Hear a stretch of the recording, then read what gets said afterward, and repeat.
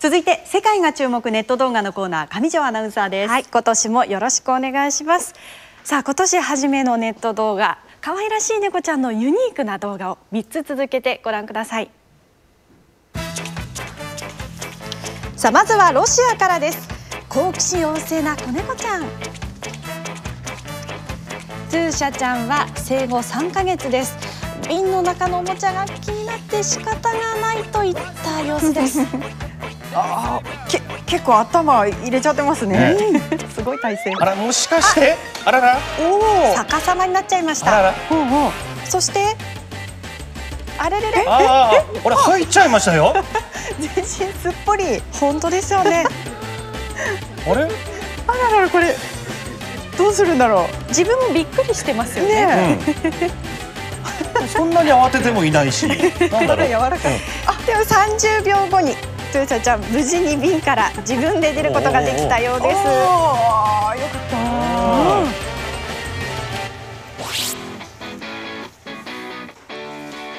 た。動画を投稿したのは飼い主のマイケル・ミハイルさんです。Она вертикально в эту банку полезла, но мы такого еще не видели. Но мы боялись, конечно, что она может там застрять в таком положении. Было видно по ее уверенным действиям, что выберется по-любому. さあ、次はアメリカからです。ちょっと腰が重い猫ちゃん。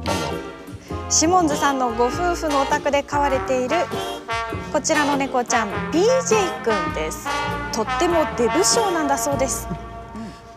そこで日頃の運動不足をなんとか解消しようとお散歩に連れ出すことにしました。ご主人がリードをクイクイっと引っ張っています。全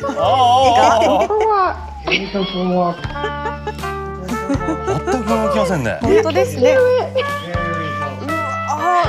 本当に散歩嫌いなんですね。したくないんだ。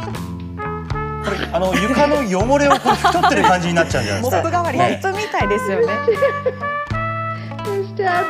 あらら、石が硬いですね。石が硬いという。そうそう。Now that we've got the new one, he'll go outside and he'll walk a little bit, but we just want him to get outside to eat the grass and see the birds and enjoy life. Enjoy the outside. さあ、最後はイギリスからです。こちらとっても器用な猫ちゃんです。冷蔵庫の上に登っているのはピギーちゃん7歳。ここからどうやって降りると思いますか？ジャンプするにしてはちょっと高いですそうなんです。正解はこれ。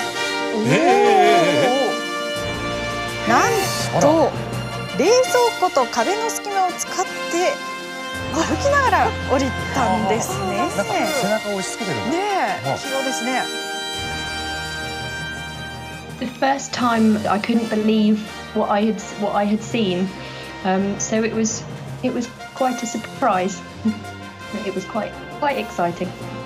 I think we just thought that our friends would watch it and not that many people around the world would actually find the video interesting, really.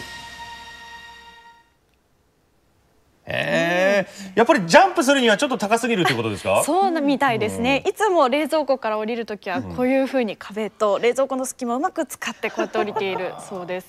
で、この動画とてもユニークだと話題を集めていて、これまでに100万回以上も再生されているということです。ねえ、それから最初に見た瓶の中に入ってしまう猫。猫ってああいうところに入っちゃうものなんですね。そうですね。猫ちゃんトゥーシャちゃん、いつも瓶の中にしょっちゅう入って遊んでいるんだそうですね。